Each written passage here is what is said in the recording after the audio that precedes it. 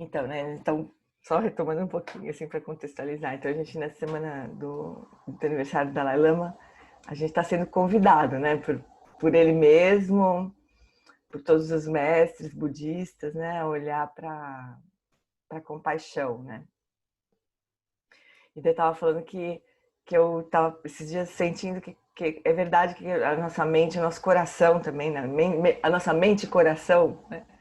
É mesmo como um jardim, né? Que a gente precisa dar atenção, assim, aguar, olhar se tem algum ser ali desequilibrando a coisa, né? Que poderia ser removido, vamos dizer assim. E fortalecer as plantas, enfim, né? Cuidar da terra. E é um trabalho mesmo contínuo, né? Porque acho que a gente está... É um trabalho contínuo porque talvez a gente não tenha ainda... Eu, né? Eu fico falando nós, mas eu... eu, entendeu? Eu, né? É contínuo porque eu ainda não tenho estabilidade suficiente para poder descuidar, né? Porque acho que depois de um tempo, disse o Dalai Lama, que quando ele sente que ele está bem conectado, não foi bem essa palavra que ele usou, quando ele está... Mas seria assim, quando a mente dele não está aflita, ele disse, né? Então ele se permite ser espontâneo. Então, porque ele tem certeza que o que vier tá bom, né? Porque vem de um lugar correto, de um lugar saudável, né? Então, acho que, como eu ainda não tenho essa estabilidade, fico com essa sensação de que, de fato, a gente deveria cuidar o tempo todo, né? E passar o tempo todo atento ao que suja, como que a gente, em que lugar a gente está se sentindo estar, né? Em que paisagem que a gente está, porque essas paisagens eventualmente trazem sofrimento para nós primeiro, direto, né? Não tá difícil de a gente se sentir nesse momento aqui, sei lá, com medo, inseguro, triste. Não tá difícil de a gente se sentir assim, com raiva, né? Porque nós estamos numa situação muito turbulenta mesmo, né? Pode arrastar a gente para tudo que é lado, né? Então, eu acho que é um pouco por isso, né? Porque a gente está em contato com o mundo, né? Mas também dizem os grandes praticantes que se isolam completamente que eles também são arrastados para paisagens várias, né? Mesmo sentados numa caverna sem nada em volta acontecendo. Então é mesmo um processo interno, de fato, né? Que pode ser estimulado pelo externo, mas é uma questão interna, né? Então eu estava pensando isso nesses dias, como de fato a gente a gente precisa o tempo todo dessa conexão com como a gente se sente, né? Para poder não ficar presa ali, né? Para poder deixar, porque quando a gente, e é verdade também, eu já senti isso várias vezes, quando a gente olha para um estado qualquer que a gente está dentro, né? Quando a gente olha e a gente tem uma conexão mais fortalecida e de confiança, né? Nessa visão da sabedoria que a gente chama, de fato essas paisagens elas se desintegram sozinhas, assim, sem a gente precisar fazer muito esforço. Mas, mas acho que precisa mesmo, né, dessa conexão, a gente precisa mesmo dessa conexão da confiança numa visão de que o que quer que apareça, que perturbe, é passageiro, assim, não faz parte da nossa verdadeira natureza, né? A gente precisa cultivar essa confiança também e precisa desse tempo todo permanecer atento de uma forma que não seja também tensa, né? Porque não é uma atenção.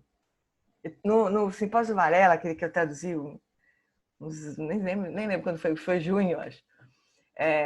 Tinha uma discussão ali do Richard Davidson, né, com as outras pessoas que estavam lá, dos perigos, assim, dos malefícios, vamos dizer assim, de cultivar essa atenção plena, tensa e estreita o tempo todo, né? O Johnson falou uma vez que eu me matei de dar risada, ele falou da constipação da atenção plena, porque vira uma coisa tão tensa, né? Que você fica meio que, né? Você não age assim, não age assado, você fica o tempo inteiro assim meio, né? Meio constipado. Assim. Então tem esse risco, né? Então assim eu acho que esse estado de atenção, de alerta que a gente cultiva, ele não pode ser tenso, né? Ele tem que ser relaxado de novo, ele tem que ser aberto, né? Suave, vamos dizer assim, né? Então é como se a gente cuidasse, mas não com sabe aquela mãe super protetora que não deixa a criança se sujar, não deixa brincar, né? Não é esse olhar de atenção, né? É um olhar que permite que as coisas aconteçam, é uma consciência mesmo, é uma presença, vamos dizer assim. Mas não é um controle. Então é uma coisa, mas é um limite meio sutil assim também, né? Que a gente precisa se ligar, né? Mas a gente vai refinando assim. Eu acho também isso, né? Porque também não tinha, eu nunca tinha escutado isso assim tão claramente, né? Mas é bem os cientistas falar isso pra gente. É bonito de ver também isso. Mas a Lara tá dando bom dia, bom dia, bom dia. Tá bom. A Florzinha tá falando que tá sem vídeo, mas porque ela tá no Dharmata. A internet tá ruim. Tá bom. Então é isso, eu tava percebendo isso, né, esses dias, e o que isso tudo tem a ver com o Dalai Lama, né? Porque a compaixão, ela vai brotar desse estado, ela não deveria ser uma outra coisa que a gente coloca por cima da confusão, né? Ou uma outra coisa que a gente decide fazer no meio desse medo, da raiva, né? Não vai funcionar desse jeito, né? Então a compaixão precisaria vir desse lugar de tranquilidade, né?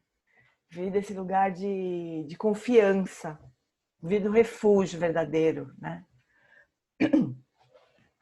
Então, Dalai Lama pediu para a gente acumular o mantra Mani Padme Hum, e lá no dia que ele deu esse ensinamento dos 8 versos, que foi na madrugada do aniversário dele, eu acho, do dia 5 pro dia 6, ele falou que o próprio mantra, o Mani Padme Hum, né?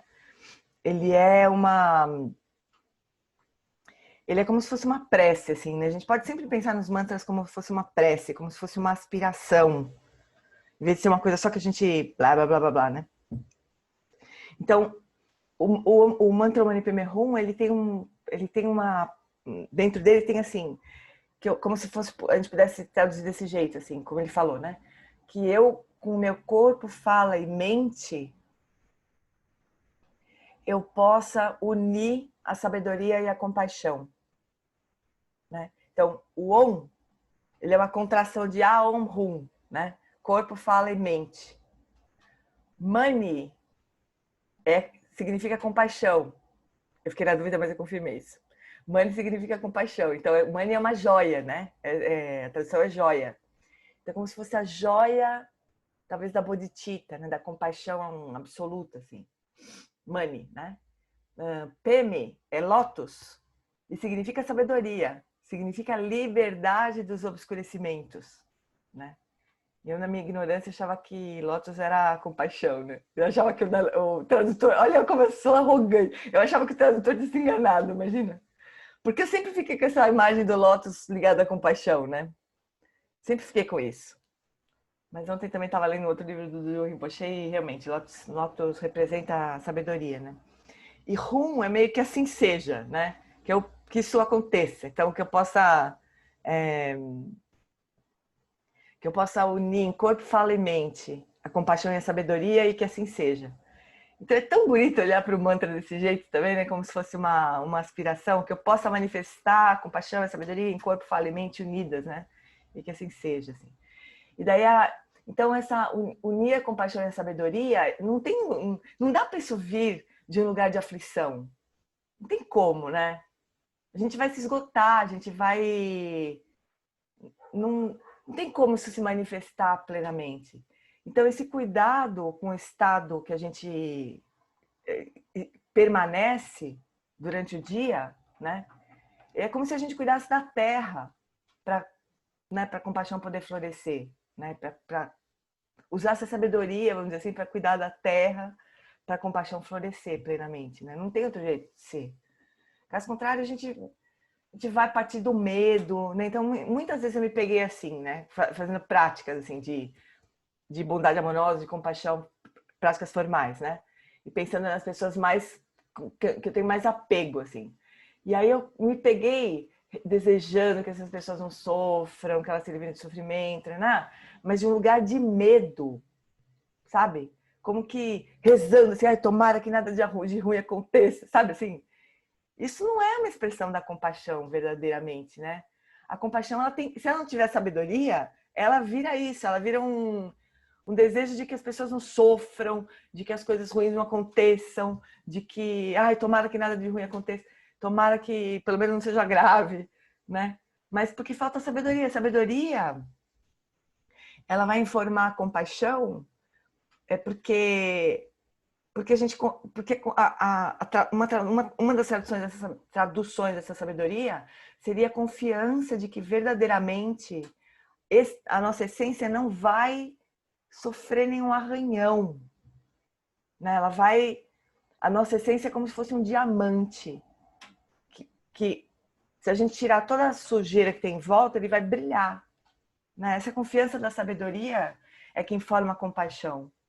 E daí a compaixão, ela ajuda, ela vem como uma ajuda para a gente limpar o que tá impedindo que o diamante brilhe, né? Mas tem a confiança do diamante ali, né? Se não tiver confiança do diamante, a gente acho que vai se sentir enxugando gelo, sabe? A gente vai se sentir, sei lá, fazendo uma tarefa que não é possível, né? Então acho que no budismo tem essa visão das duas asas de um pássaro, né? Da compaixão e da sabedoria. E sem uma delas, esse pássaro voa em círculo, assim, ou nem voa, sei lá, eu acho que nem voa, né? Diz que voa em círculo, mas acho que nem voa. É, com uma asa só, né? Então acho que esse cuidado contínuo, assim, com o estado de mente que a gente está, é uma condição super fundamental para a gente poder explorar, expressar a compaixão, né? Mas ao mesmo tempo a gente precisa também cultivar esse aspecto da sabedoria, né? Que compreende que a gente não precisa defender nenhuma identidade, que a gente não precisa tomar refúgio no medo, né? Que que a confiança de que muitos mestres vieram antes de nós e mostraram o caminho para a gente, é só a gente seguir, né? A confiança de que a gente não está isolado, não está sozinho, né? Que a gente está, minimamente, a gente está numa comunidade, mas uma comunidade que é apoiada, que como se os mestres estivessem com a mão nas costas da gente, assim, né? Amparando e apoiando e mostrando, e iluminando o caminho para nós, né? Então tudo isso precisa também estar presente para a gente poder de verdade se abrir para com coragem, né? Para olhar para o sofrimento, para ter a confiança de que aquele ser que está sofrendo, ele dispõe dos mesmos recursos que nós, dos mesmos recursos que todos esses mestres que se manifestaram nesse mundo tinham, né? As pessoas todas dispõem desses mesmos recursos. Então, a prática de compaixão, a aspiração vira uma coisa assim, tipo, que você possa acessar todos esses recursos também, né? Você não se engane com a feiura do monstro que está na tua frente. Ele nem existe, né? Mas desse lugar de confiança, né? De que de que esse poder está disponível, né? De que essa força está disponível. O que vocês acham? Como é que vocês se sentem em relação a isso? Alguém fala comigo, vai. Jane, bom dia. Oi. Oi, querida, bom dia. Bateu forte essa reflexão que você fez sobre o lugar de medo quando a gente faz os desejos auspiciosos para as pessoas que a gente ama. É, Vou refletir mais sobre isso, né? é, Porque é um lugar mesmo de é. querer proteger, e quando a gente Uhum. quer proteger o outro, é porque a gente acha que o outro é mais fraco. Isso, Não deixa exatamente. de ser uma prepotência. Exatamente. A gente não reconhece os recursos que o outro tem, né? É, exatamente. Também tomei um susto quando me dei conta disso. A gente precisa desse lugar de confiança na natureza última, que é minha e é de todo mundo, né? Nessa natureza livre, na natureza de Buda, nossa e de todos. Como assim que a gente... O lugar de medo sempre é um lugar que não tem sabedoria, né? Não tem sabedoria no lugar de medo, do medo, né? Desse lugar do medo. E é esse lugar do medo, se a gente não se dá conta disso e permanece ali, isso arrasta a gente para os infernos mesmo, né? Não é, não é um lugar bom de se estar, né? Fala, Carol. Bom dia, Giane, bom dia, Bom dia. pessoal. Eu partilho muito dessa percepção, né, do quanto lugar de medo, né? Também me tocou muito essa reflexão, mas para até trazer uma partilha de uma experiência que eu vivi 2 dias atrás, que traz isso muito perto, né? Então, assim, meu marido teve uma cefaleia muito forte na noite de antes de ontem para ontem, estava tudo bem, de repente uma dor de cabeça, e aí começou a ter confusão mental, e a náusea, não enxergava, e aí o tempo inteiro eu ficava, eu faço parte do lugar, né, tenho praticado todos os dias, eu ficava, vamos lá, traz para cá o que você tem aprendido, agora é a hora, prática na ação, vamos lá. Mas assim, controlar essa mente, né, e sair do lugar do medo, ir para o lugar do que aconteça o que quer que seja que tenha que acontecer, num lugar que você está muito ali. A sensação que eu tenho é que, assim, por mais que a situação fosse de absoluta impotência, porque eu estava com ele no pronto-socorro, estava dos médicos, do cuidado médico, remédio e da reação do corpo dele, assim. Então Uhum, tinha um lado meu que fazia aspiração e tinha outro que falava uhum, assim, o que mais eu posso fazer? Sabe assim, vinha uma coisa do uhum, tipo assim, tem que ter alguma coisa que eu possa fazer para que o desfecho não seja aquele que a gente não quer, assim. uhum. Então, graças a Deus ele está bem, está melhor, mas eu sinto que são situações que nos É, trazem para um lugar que a gente não fala, nossa, como colocar na prática isso tudo que a gente tem exercitado no dia a dia, né? Mas que é. numa situação Pá, exata, essa não é uma situação fora situação. dessa. Essa situação realmente é meio pós-graduação mesmo, né, Carol? Que bom que ele tá bem, né? Que Tá bom, que bem. bom. Mas olha, eu vou te dizer, no final de julho, no dia 20. Ué, quando que é? 25 e 26 de julho, o Alan Wallace ele vai dar vai dar um retiro, né, de fim de semana, assim, sobre um texto que chama Transformando Felicidade e Adversidade em Caminho Espiritual, né?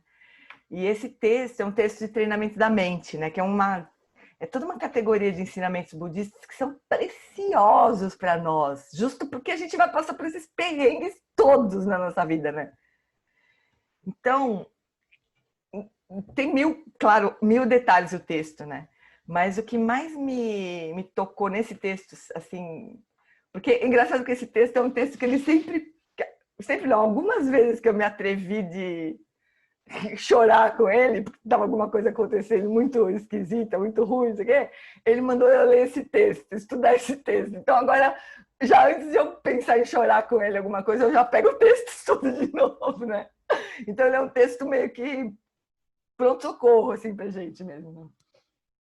Então tem uma coisa nesse texto que é muito interessante, que é assim, que a gente não deveria ter preferência pelos desfechos das coisas, né? Pela diversidade nem pela felicidade, assim. Quanto mais a gente cultivar uma aversão pela diversidade e uma preferência pela felicidade, a gente vai sofrer com certeza, né? porque isso nunca vai acontecer, não tem como, né? As duas coisas vão acontecer. Mas a gente tem uma preferência por uma coisa não acontecer e uma preferência por outra coisa acontecer, né? E essa preferência, ela já nos coloca num lugar de fragilidade e de... A gente tá presa no sofrimento já, né? Imagina, aí a gente pensa assim, pera, mas como é que eu vou preferir que uma coisa aconteça e outra não aconteça? Como é que eu vou, né? Como é que eu vou deixar de preferir que uma coisa ruim aconteça, né? Então, amiga, esse é o caminho, né? Então, é louco, porque esses ensinamentos sobre treinamento da mente, eles sempre colocam a gente nesse lugar, né? Mas peraí, eu sou um ser humano. E os humanos, eles preferem que as coisas ruins não aconteçam. Aí acho que os mestres devem falar, bom, tudo bem, se você quiser continuar sendo um ser humano, vai com tudo, vai com fé, né? Porque tá bom, é o que você sempre fez, né? Agora, o caminho que eles estão apontando é diferente, realmente. Se a gente quiser seguir esse caminho, né? Então, pensando no que é possível, né? A gente poderia tentar ter uma confiança de que o que quer que aconteça, seja lá o desfecho que as coisas tiverem, né? Eu tô aqui, né? Tô aqui firme, tô aqui inteira, clara, com a mente clara, né? Cara, eu tô te falando idealmente, né? Não tô dizendo que a sua situação foi uma coisa... Claro. Não, e era um pouco... Não, e tá sendo ótimo, tio. Era um pouco do exercício que eu fazia, assim, quando vinha a imagem desesperadora, né? Porque é claro que nesse meio tempo eu já me imaginei viúva, sabe? Coisa assim, tipo... Enfim. E aí eu falava, solta. Só solta, sabe assim, tipo... Então foi um exercício, eu brinquei que foram 6 horas de prática, que foi o tempo que a gente ficou no hospital. Então era o tempo de falar, solta. Então... É bom te ouvir falar, porque assim, é super difícil, super desafiador, claro que é, mas me dá a sensação de que pelo menos estou dando um passinho num caminho que parece ser o mais próximo possível para nós humanos, sabe? Então está sendo muito bom te ouvir. Ai, beleza. É que a gente, às vezes, falando assim do texto, né, do ensinamento, dá a impressão que... Ai, Carol, por que você não fez isso, né? Tipo, mas não é isso, né? Imagina uma dificuldade que foi, assim, como foi difícil, né?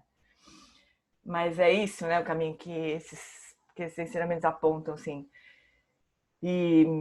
Mas tem uma confiança, a gente precisa... Por isso que talvez seja melhor a gente aprender a nadar antes de cair no mar que a Carol caiu essa semana, né? E isso também faz parte dos ensinamentos, a gente treinar com coisas simples, né? A gente acho que tem o ensinamento mais completo sobre isso, na verdade, né? De a gente treinar com as dificuldades que são simples. Porque as difíceis vão chegar um dia, né? E daí nem ter essa preferência de uma coisa acontecer e outra não.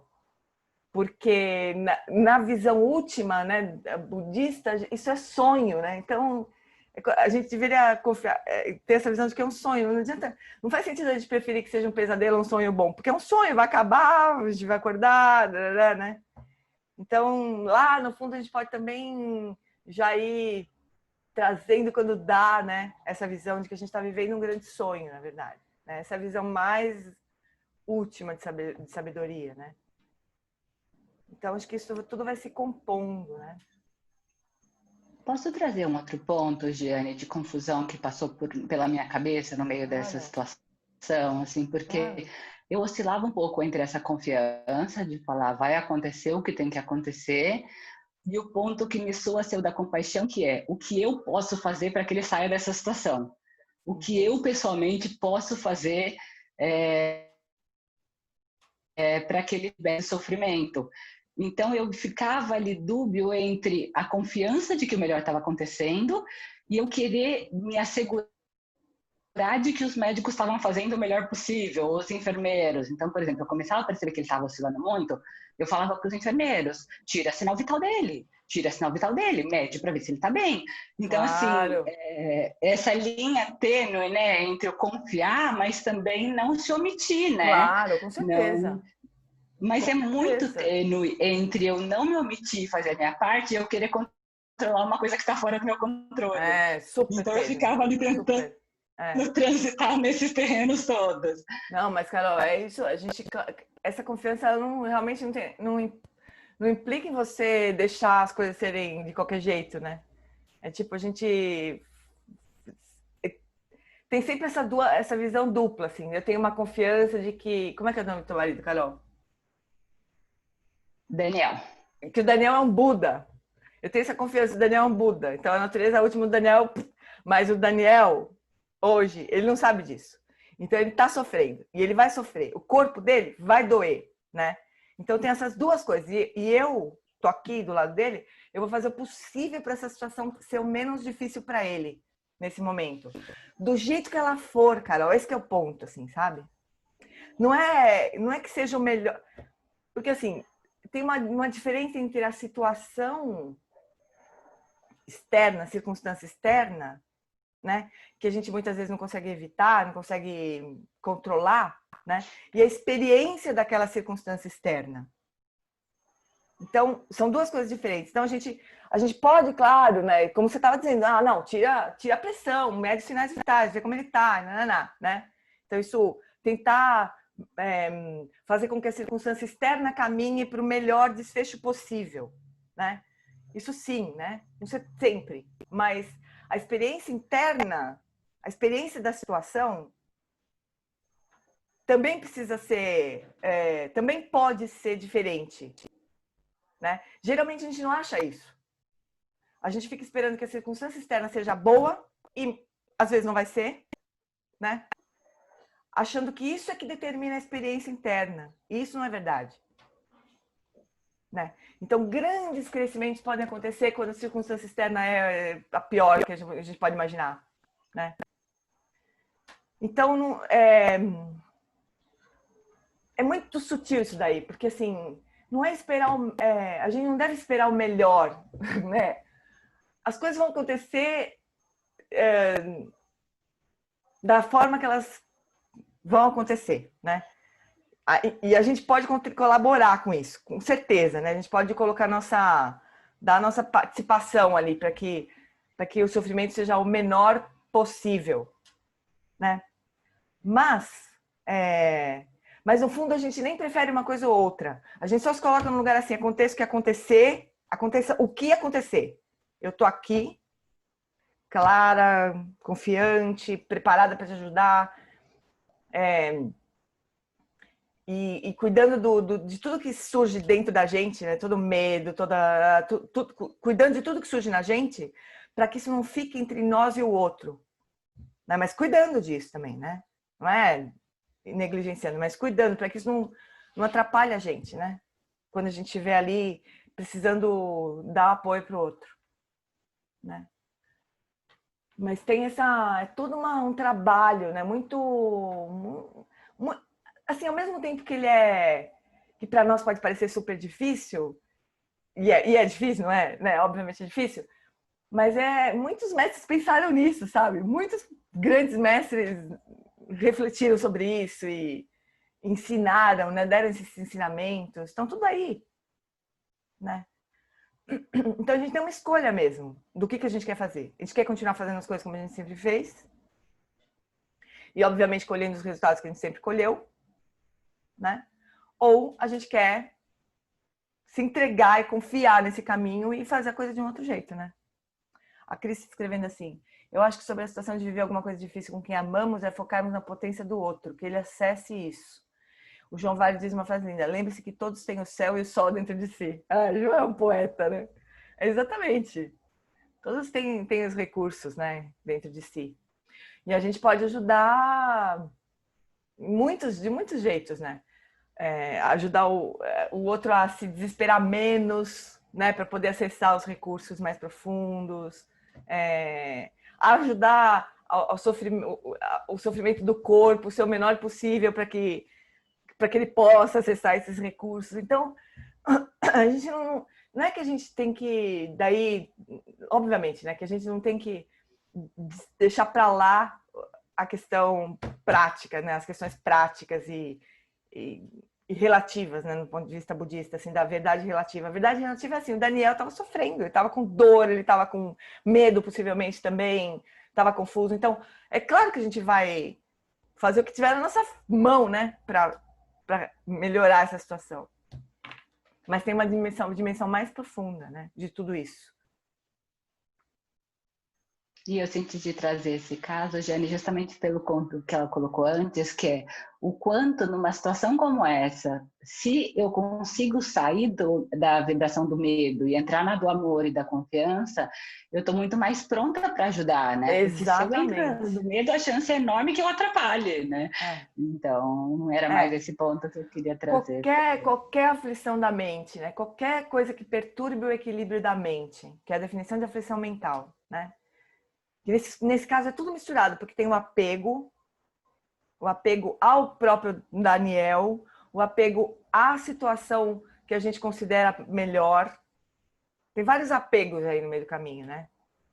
Esse apego a uma situação que é melhor, ele limita também a nossa visão. A gente não sabe qual a situação é melhor, na verdade. Que parâmetro que é esse, né? De melhor, num ponto de vista mais amplo, né? Então, tem vários apegos. E daí tem o medo, né? O medo de que aquilo não aconteça daquele jeito, que aquela pessoa sofra. E tudo dentro da nossa visão, né? Que é limitada, assim, né? Então, tudo isso, todo tipo de aflição é o que perturba o equilíbrio da mente, né? E estreita as nossas possibilidades de enxergar as coisas, né? Então, não é a melhor situação interna. Então é aí que a gente começou a conversar hoje, né? Como é que a gente cultiva essa situação interna melhor para poder surgir a sabedoria, para poder surgir as melhores ideias, para poder surgir a compaixão, que é o que vai, as habilidades para a gente conseguir ajudar o outro, né? Em qualquer situação. Obrigada, Carol, por ilustrar de uma forma tão real. A Ana falou um limite tênue, mas considerando que já temos plantado as sementes dessa sabedoria, confiança que surge de forma espontânea, somos colocados à prova todo o tempo. É lógico, né? A vida, né, que coloca a gente à prova o tempo todo, realmente, né? A gente nem precisa ser com gente muito perto, assim. Mas essas pessoas que estão mais próximas de nós, elas trazem um outro tipo de desafio para a manifestação da compaixão, né? Então, às vezes a gente pensa assim, é difícil sentir compaixão pela pessoa que eu não conheço ou pela pessoa que eu odeio. A gente acha que a dificuldade está nisso, né? Mas, quando as pessoas são próximas de nós, tem uma outra dificuldade de manifestar compaixão, que é exatamente o que a Carol falou, né? Aí vem o medo, o apego se manifesta, a gente quer que a coisa seja de um determinado jeito e não de outro. Um monte de complicação. A gente tem a sensação que, com pessoas próximas eu sou capaz de manifestar compaixão. Não é verdade também, né? Porque tem um outro conjunto de coisas que atrapalham, né? Então, a Carol fala assim, quando pensamos em ter energia constante, ver que oscilando tanto é com relação a todas essas fixações também, esse gosto não gosto, né, Gê? É isso mesmo. A nossa energia oscila porque a gente tem preferências, né? A gente prefere que as circunstâncias sejam de um jeito e não de outro. Daí, se as coisas se encaminham para o jeito que a gente quer, a gente fica feliz. Se as coisas se encaminham para o jeito que a gente não quer, a gente se desespera. Aí a gente fica nesse tobogã desgraçado que é essa vida, né? Esse tobogã energético, assim. Então, essa reflexão sobre a preferência, ela é muito importante, porque ela é a base da coisa. A gente preferir que as coisas sejam de um jeito e não de outro. Por mais maluco que isso possa parecer, né? Nesse texto do Transformando Felicidade e Adversidade em Caminho, o Dodrup fala exatamente isso, assim. Que a gente deveria dar as boas-vindas para as adversidades. Não ter preferência por não acontecer uma coisa e acontecer outra, enfim. E essa preferência que na raiz faz a nossa energia oscilar, né? Porque a gente está dentro de um sonho e a gente quer que o sonho acabe de um determinado jeito e não de outro. Né? Que o sonho se desenvolva de um determinado jeito e não de outro.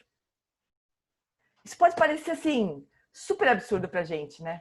Como é que eu vou não preferir que minha mãe fique bem? Como é que eu vou não preferir isso? É muito louco, né? Mas lembra que tem sempre esses dois níveis, assim, né? O nível relativo e o nível absoluto. A gente tá querendo lidar com o nível absoluto, né? A gente lidar com o nível absoluto. Gê, Hum. como a gente pode diferenciar isso que você falou, uma preferência de uma aspiração? Então, nesse caso, eu estou falando, usando a palavra preferência, porque porque ela é limitada, né? É uma preferência limitada, assim, é uma coisa que eu gosto, uma coisa que eu não gosto, essencialmente, né? Eu gosto que as coisas boas aconteçam, eu não gosto que as coisas ruins aconteçam. Entendi. É uma limitação, mas a gente vai aspirar que o melhor aconteça, assim. A aspiração, ela pode ser assim, eu aspiro que você atinja a iluminação. Isso é aspiração, né? Uma coisa ampla, assim. Eu aspiro que você encontre os recursos para lidar com a vida do jeito que ela vier, porque ela vai vir de tudo que é jeito. Entendi. Então, a preferência tem uma... Do jeito que a gente está usando aqui, a gente podia usar qualquer palavra, né? Mas preferência do jeito que a gente está usando tem um sentido de uma limitação, né? De um estreitamento de visão, né? A Cris está falando como enviar o texto. Então, a gente... O texto ele vai ser publicado num livro. Olha que coisa mais genial, né? A editora Bodhisattva, que é a nossa editora do SEB agora que existe, né? Ela vai lançar um livro do Gyatso Rinpoche comentando 3 textos, né? O primeiro texto é esse que o Alan Wallace vai ensinar no final de semana de julho. Olha que coincidência, assim, está para lançar, você vai lançar no final de julho o livro. Então, um texto é esse, outro texto é A Iluminação da Sabedoria Primordial, que é um texto que o Lama Santa ensinou um monte de vezes, o Alan Wallace ensinou, a gente estudou, feito um tarado no SEB esse texto, estudamos um monte de vezes, não sei nem quantas vezes a gente estudou. E Yoga dos Sonhos. Então o livro chama Meditação, Transformação e Yoga dos Sonhos. E esse livro vai sair no fim de julho, então vocês vão ter acesso ao texto lá no fim de julho. E quem fizer o retiro também vai ter o acesso ao texto, né? Mas a gente não vai distribuir assim livremente, porque a gente não tem autorização para isso, da editora original, da Wisdom, né? Da Shambhala, eu acho. Deixa eu ver aqui rapidinho, daí a gente vai fazer a prática por fim. A Laura falou assim: às vezes as pessoas mais próximas são as mais desafiadoras de cultivar a compaixão. Às vezes essas pessoas que temos uma relação mais estreita são pessoas que nos revelam nossas luzes e sombras. Se não conseguirmos cultivar a autocompaixão, será um desafio imenso se relacionar. Exatamente, essa coisa da autocompaixão, eu acho que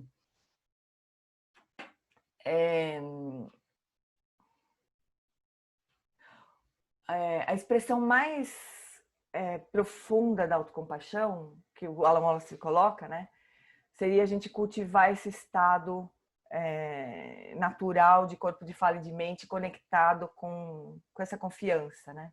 Essa seria a prática de autocompaixão raiz, vamos dizer assim, né? Então, ela não tem nenhum tipo de conflito com a prática da compaixão, com quem quer que seja, né? Porque é isso, se a gente não tiver, não fincar o pé nesse estado de abertura, de confiança, de clareza, né, de tranquilidade, se a gente, toda vez que a gente não está nesse estado, tem algum tipo de sofrimento rolando, né? Algum tipo de aflição, ainda que a gente não reconheça. Ainda que seja apego, por exemplo. Apego é uma aflição mental que normalmente a gente não acha que representa sofrimento. E lógico que representa sofrimento, né? Porque apego a qualquer coisa. Tudo que a gente está falando aqui tem a ver com apego, né? A história que a Carol contou, na raiz está o apego, obviamente. A raiz é o apego é um dos venenos, um dos 3 venenos, né? A raiz do samsara, assim. Então, a prática mais profunda de autocompaixão é cultivar um estado livre de sofrimento, né? Cultivar esse estado de conexão, de estado natural de corpo, de fala e de mente, né? E daí com as pessoas próximas tem os apegos todos jogando ali, que é desgraçadamente difícil de lidar também. Porque a Tenzin Palma, ela falava isso, ela falava assim: eu viajo o mundo todo dando ensinamento, as pessoas ficam me perguntando como é que eu faço para me livrar da raiva, mas nunca me perguntam como é que eu faço para me livrar do apego, porque a gente não reconhece o apego como um problema, né? Claro que a gente começa a estudar o Dharma, a gente começa a enxergar, mas tem um gostinho bom no apego, né? Tem uma coisa, gostosinha, fofinha, queridinha, né? Desgraça, igual, é veneno da mente também isso aí, né? Não é o amor, O apego não é amor. Não é uma coisa autocentrada. Apego é autocentrado. Não tem nada a ver com o outro, tem a ver com a gente. Olha só, isso é cruel de falar, mas é verdade, né? O apego tem a ver com a gente, tem a ver com o outro. É claro que está misturado, né? Por isso que a gente se atrapalha. Ah, você quer dizer, por exemplo, falando com a Carol, ah, você quer dizer que eu não amo meu marido, então eu só tenho apego? Lógico que não, né? Tem amor misturado com apego, né? Sempre assim. Aí a Carol falou assim, a primeira Lana, já ouvi que a aspiração tem sempre um movimento. É fato. E o desejo poderia ser meio estático. Não sei, o desejo também faz a gente se mover, né? A gente se move por desejo. Muito. Mas a gente se move num sentido, talvez, que pode dar ruim, né? O desejo pode dar ruim, pode ser um movimento simplesmente para continuar tendo as coisas que a gente quer, né? E a aspiração, ela tem uma prontidão, assim, é verdade, ela tem uma prontidão para o movimento, mas se a aspiração for essa elevada de Bodhicitta, por exemplo, é uma aspiração para ajudar o outro a se iluminar, né? A atingir a iluminação, de preferência. Tirar tudo que está na frente para aquilo acontecer, né? Quando a gente fala assim, aspiração para o outro se iluminar, inclui dar comida, dar remédio, cuidar da saúde, né? Inclui tudo isso, porque essas necessidades básicas, se não forem atendidas, elas viram obstáculo, né? Então, isso tudo está dentro. Não é uma coisa ou outra, né? Não é, eu desejo, a pessoa está morrendo e fala, eu desejo que você atinja a iluminação, mas morre aí. Não é isso, né? É tudo incluído ali. A Natália falou, apego é uma... Carol, primeiro. Sim, o apego e o autocentramento parecem ser as grandes raízes do sofrimento. Com certeza, com certeza. O autocentramento, com certeza, né? Porque a raiz do sofrimento, que é ignorância, apego e raiva. Esses são os três venenos, né? A Tenzin Palmo diz que são o motor do samsara, que faz o samsara girar. O samsara gira com esses 3 venenos girando, né? A Nath falou, apego é a forma como a gente aprende a se relacionar e estar na vida, antes de entrar em contato com o Dharma. Com certeza. A gente aprende, a gente é treinado nos 3 venenos, antes de encontrar o Dharma. Eu nunca me esqueço a professora Liadinsky falando que a criancinha, a gente é treina as crianças desse jeito, várias vezes, várias formas. Tipo assim, a Liadinsky falando, a criancinha bate a cabeça numa mesa, sei lá, a gente vai lá e bate na mesa, feia, né? Sua feia! Tá treinando a raiva, né? Tá treinando... Aí é o titia, né? Titia coruja. Liga pro sobrinho, meu amor, titia vai viajar, vai passar 2 meses fora. Você vai sentir saudade de mim? Lá cultivando o apego do sobrinho, né? A gente treina e é treinado nisso. A gente treina para ser alguém na vida, não treina? Para ser alguém na vida? Então, e treinando a ignorância de quem a gente verdadeiramente é, né? A gente faz isso antes de encontrar o Dharma, né? Impressionante, é muito louco dar conta disso, né? A Laura falou, equanimidade, bondade, moral, alegria, empática e compaixão, o caminho, exatamente, as 4 qualidades do coração. A Flori falou, os mestres falam, o rei do desejo é o supremo Vajra primordial. Esse desejo maior, essa aspiração maior de confiarmos e manifestarmos na nossa base, nós e todos os outros seres. Dalai Lama disse, se é para ter desejo, deseje se iluminar. Exatamente, é muito útil ter esse desejo. O Aloysio também fala, se for para ter apego, se apega ao Dharma, né? Se apega ao mestre, se apega ao Buda, beleza, né? Porque isso vai, no fim, pelo menos está no lugar certo, né? Tá tudo atrapalhado, mas está no lugar, na direção certa, né? Vamos fazer uma prática, pessoal? Hoje a gente falou muito, né? Mas beleza, porque tudo isso vai nutrindo a prática, né? Então vamos lá. Podem encontrar uma postura confortável, mais confortável. Se quiserem se deitar, se vocês preferirem.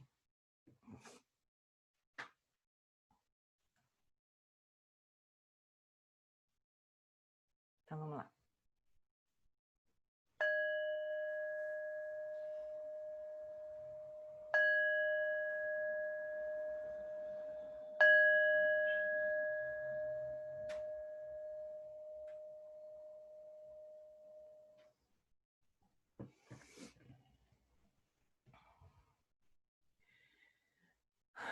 Então a gente poderia se conectar inicialmente, começar essa prática cultivando essa conexão com a fonte de toda a sabedoria. Nós todos aqui estamos bebendo dessa fonte. Dharma, o nome que a gente quiser dar. Em outras tradições tem outros nomes. Mas essa sabedoria, ela é a fonte de todas essas tradições que buscam transcender o comum. Transcender essas buscas por coisas que não são possíveis e que trazem sofrimento. A gente se conecta se reconhece essa conexão com o Dharma. Seja Dharma budista, Dharma cristão, qualquer Dharma.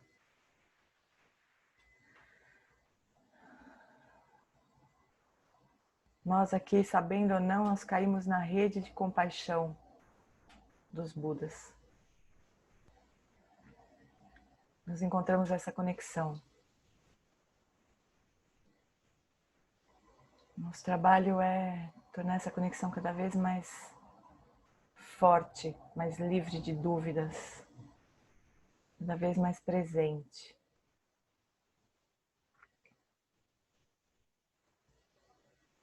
Então a gente poderia trazer essa aspiração para essa prática, que a gente possa se conectar cada vez mais claramente com toda essa sabedoria. Que a gente possa manifestar cada vez mais claramente a verdadeira compaixão.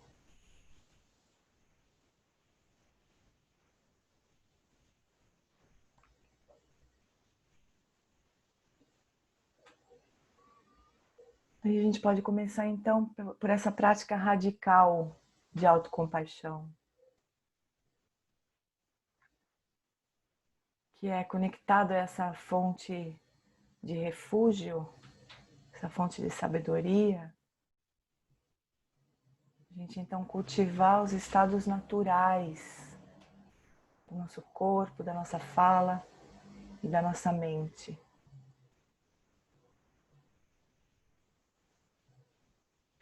E dentro dessa prática já tem essa sabedoria de que os estados naturais de corpo, fala e mente são como esse diamante,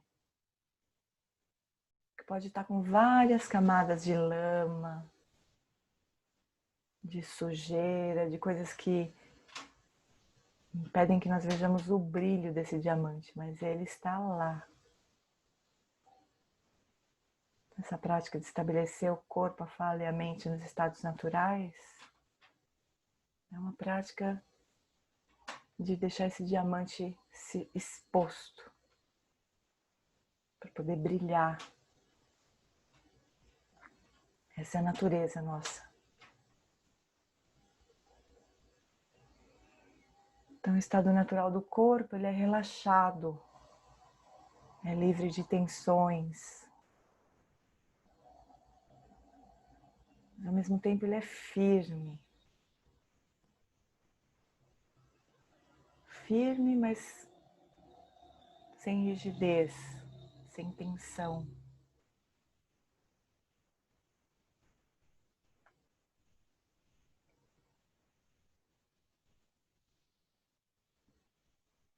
Nas representações dos Budas, sempre se diz que o Buda está preparado, todos os Budas, o Buda da compaixão, Tara, qualquer Buda, está sempre pronto para se levantar e ir em socorro dos seres. Esse é o estado natural de corpo. É relaxado, mas sempre pronto para fazer qualquer coisa que seja necessária.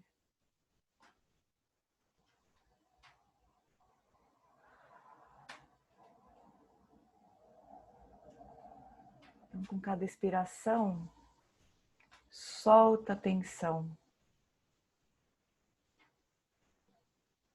Com cada inspiração, revigora o corpo. Energiza o corpo.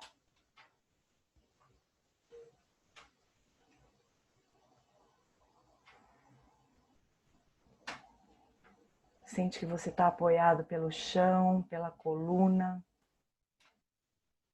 para poder relaxar. sem desmoronar. Relaxar em torno de um eixo e sobre uma base firme.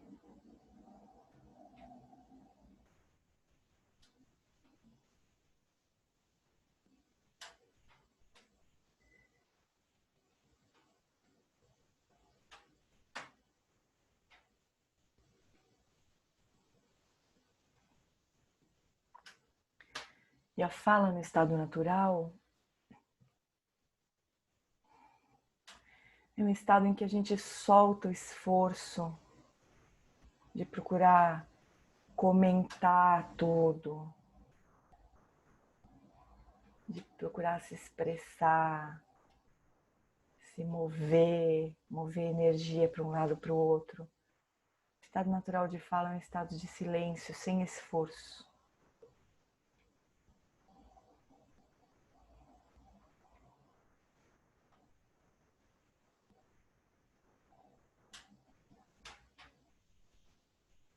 E o Lama diz que a forma de acessar esse estado natural de fala é deixando a respiração fluir naturalmente. Então, deixa o ar entrar e sair sem nenhum esforço, sem nenhum impedimento.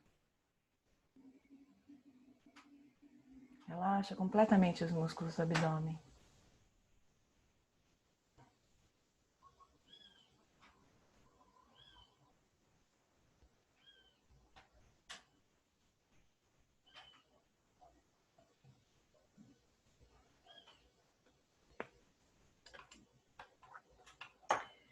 E por fim, solta todo tipo de preferência. Solta todo o esforço que está por trás da imaginação, por trás das ideias de como as coisas deveriam ser ou deveriam não ser. Solta todo esse esforço da mente.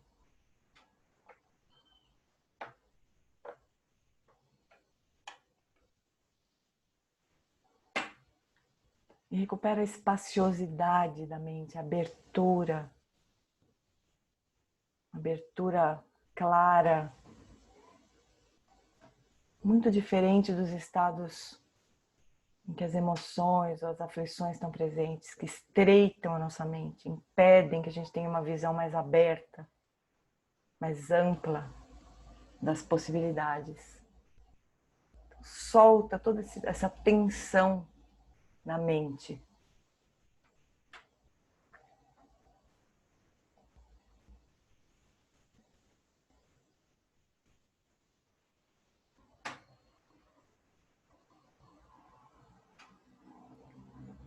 Então, cultivar esse estado conectado à sabedoria, infundido pela aspiração de trazer benefício para todos, incluindo você. Com corpo, fala e mente nos estados naturais, é a prática de autocompaixão. É preparar a terra do nosso jardim, para que a compaixão possa florescer sem nenhum impedimento, sem nenhuma limitação.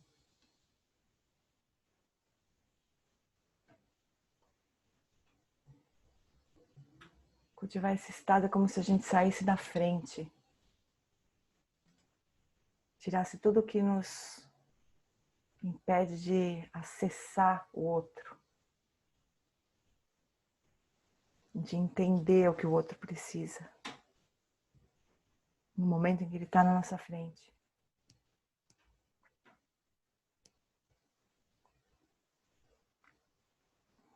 Então só repousa nesse estado por uns instantes, sente a conexão entre nós aqui que estamos praticando juntos, com todos os mestres que estão com as mãos nas nossas costas, nos apoiando.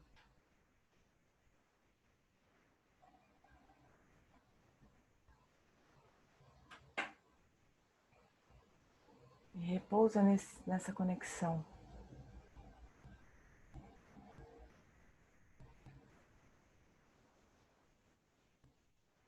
Nessa confiança.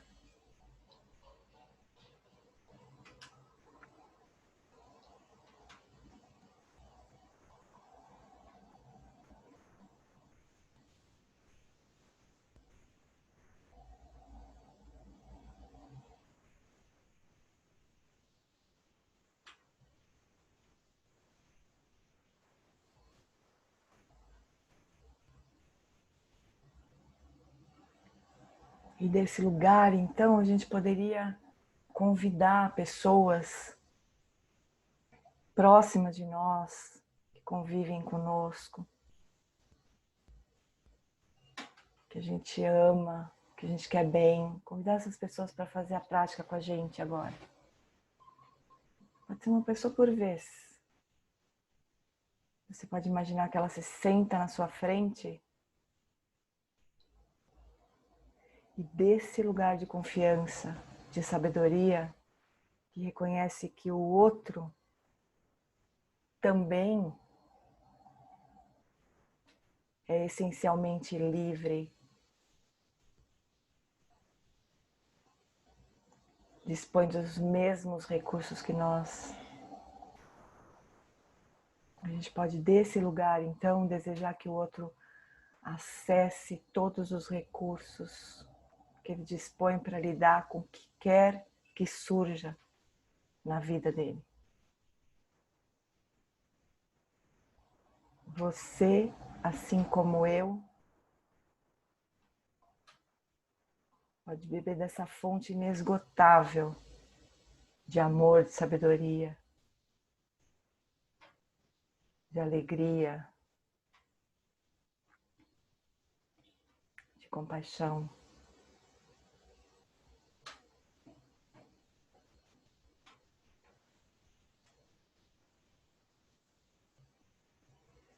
Que você, assim como eu, tenha coragem para enfrentar o que quer que surja na sua vida sem nem preferência pelo que nesse momento você possa achar que é bom ou ruim.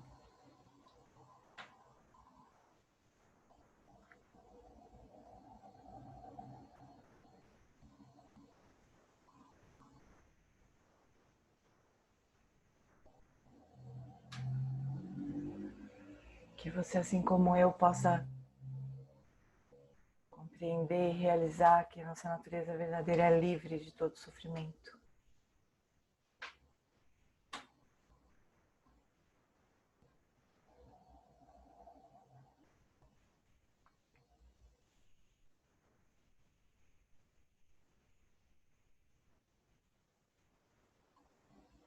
E a gente pode fazer o voto de ir até o final juntos.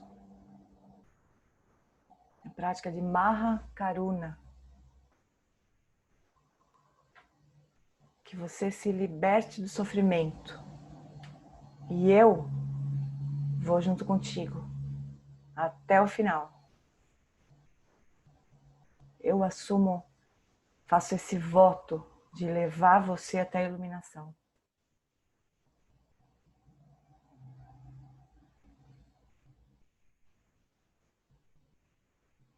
Logicamente, o eu que faz esse voto não é um eu limitado. É o Buda dentro de nós, fazendo esse voto.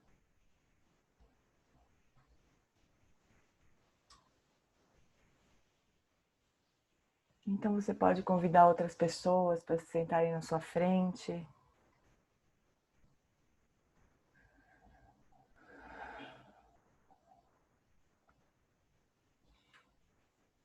Estabelecer essas mesmas aspirações.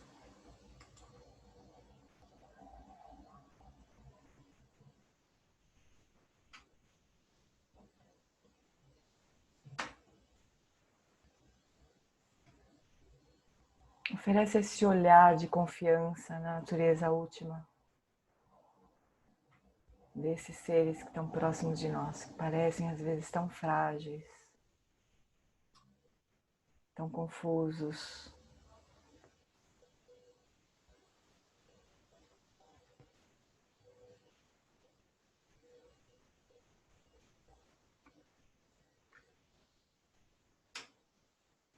Estabelece essa aspiração de que eles possam se livrar de todo sofrimento.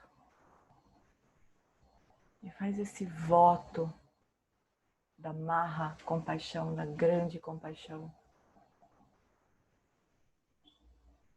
Eu faço o voto de levar você até a iluminação. Eu, o Buda, faço o voto de levar você até a iluminação.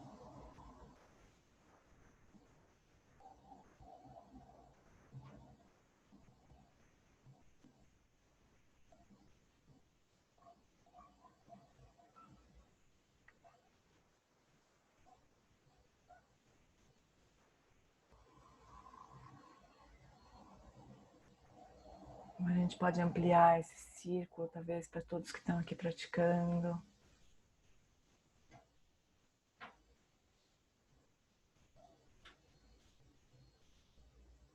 Reafirmando esse voto, esse compromisso.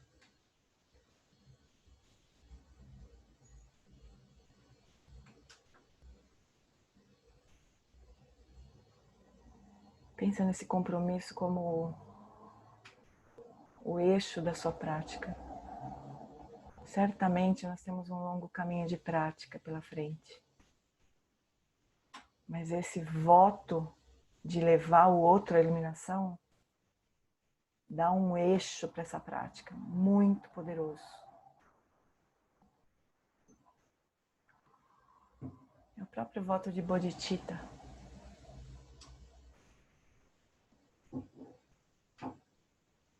Agora expande esse campo, expande esse círculo para todos os seres. Todos os seres.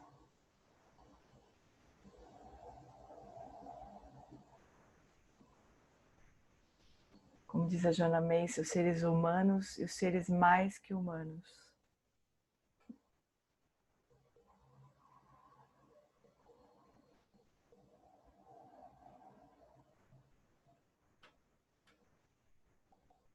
Que nós possamos levar todos os seres à iluminação.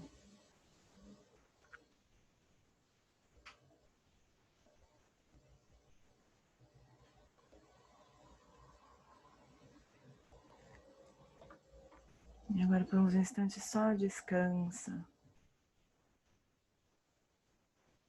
Solta as imagens, solta todas os conceitos que compõem a aspiração. Solta tudo e só descansa.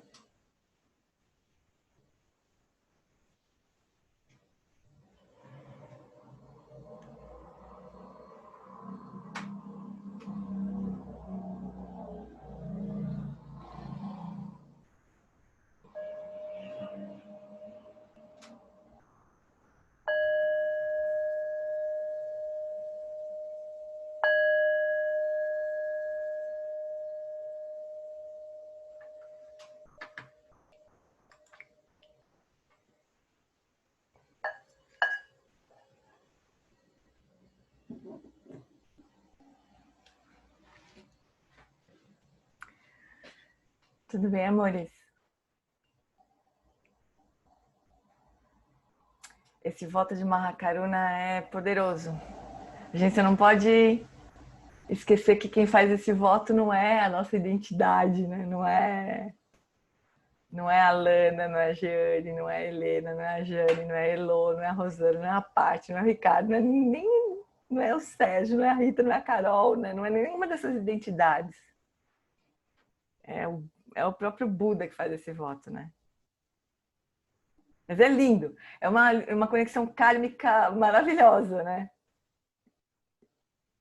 Eu lembro uma vez o Lama Santa, ele não falou desse jeito, mas ele, né, não foi exatamente esse tipo de ensinamento. O Alan Wallace ensina exatamente desse jeito, né? Tem as four greats que ele chama.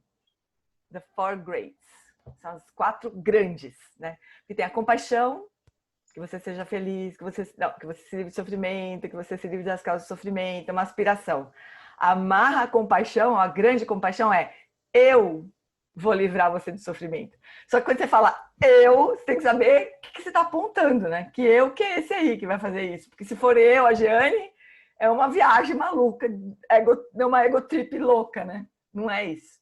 Quando a gente fala eu faço o voto de levar você à iluminação, eu atinjo a iluminação e levo você junto. Basicamente é isso, né?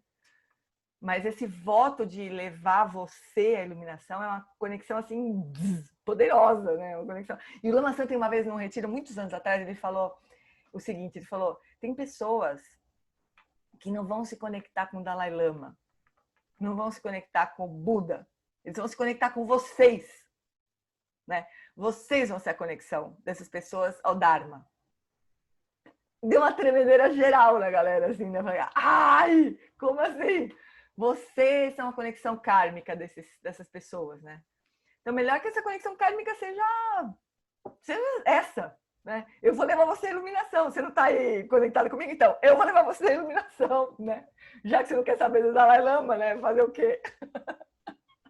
Brincadeira, mas é isso, né? As conexões kármicas são assim. Então, a gente leva esse compromisso, né? Às galáxias, né? Carol fala, é um convite à autorresponsabilidade. Com certeza, eu vou ter que fazer alguma coisa para cumprir essa minha promessa, né? E aí o Lama fala, qual é o seu plano para cumprir essa promessa aí que você está fazendo? Qual que é o seu plano? É continuar aí bobeando, né? Ou é praticar e encontrar o caminho mesmo, né? É isso, chuchus. Maha igual a grande, exatamente. Great. Maha compaixão, Maha Karuna, Maha Maitri, né? O grande amor. Maha Mudita, Maha equanimidade, eu não lembro como é a palavra. Mas é isso, as 4 grandes, né? Que vem esses votos das 4 grandes, ou das 4 Maha aí, vem da natureza de Buda, não vem, né? Da nossa identidade limitada, atrapalhada e tudo mais, né? Certo, chuchus?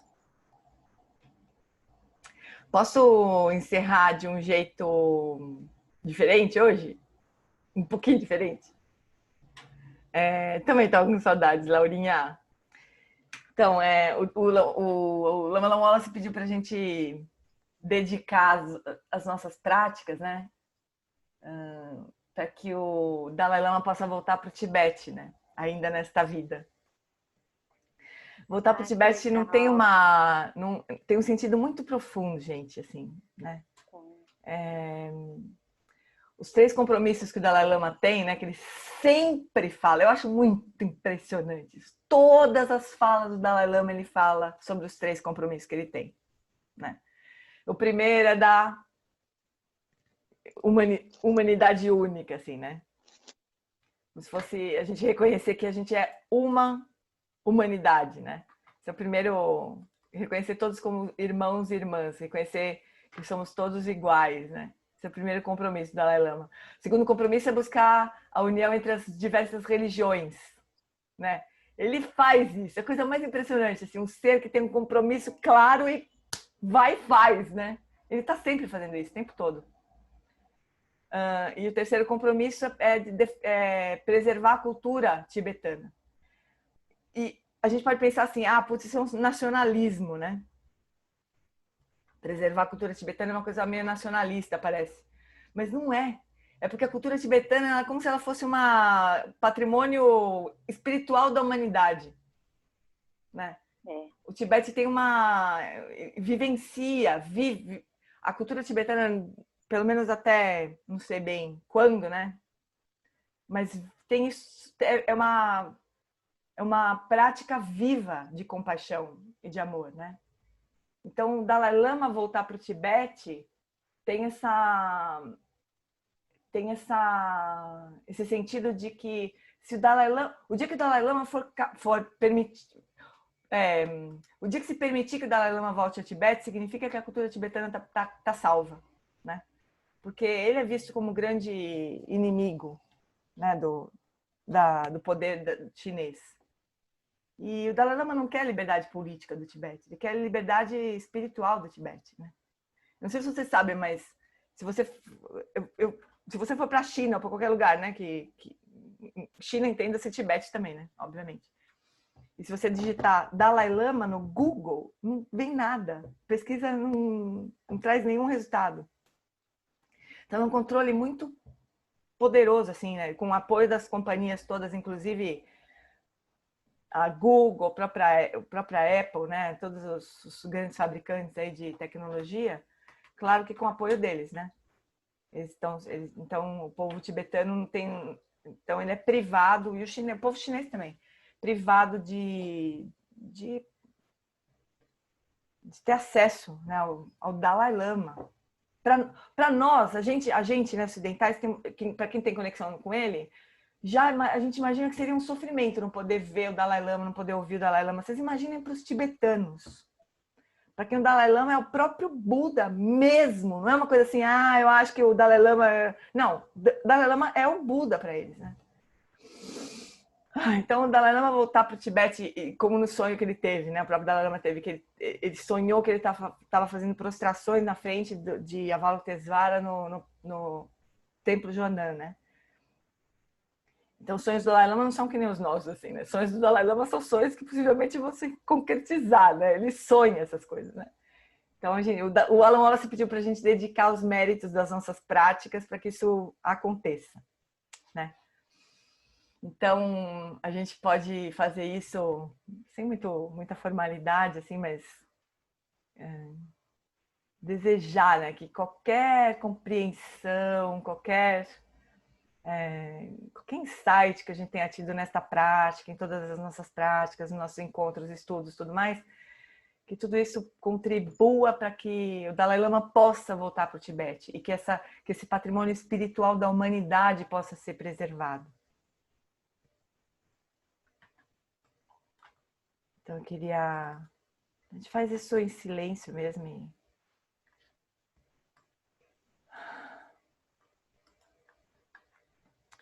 Agora, eu queria encerrar, se o meu computador contribuir comigo.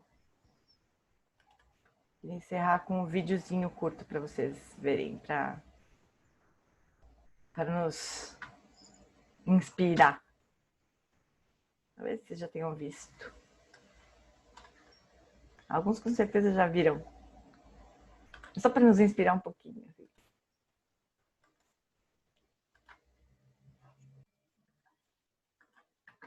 Mentally, we are same. Emotionally, we are same. Physically, we are same. No differences. We simply human beings. You want happy life. I want happy life. We are truly member of one human family. We really need genuine sense of brotherhood, sisterhood.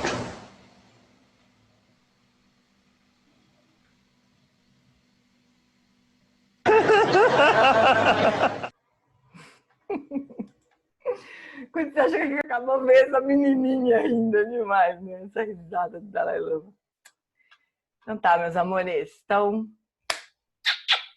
bom ver vocês. Estava com saudadona dessa nossa prática aqui.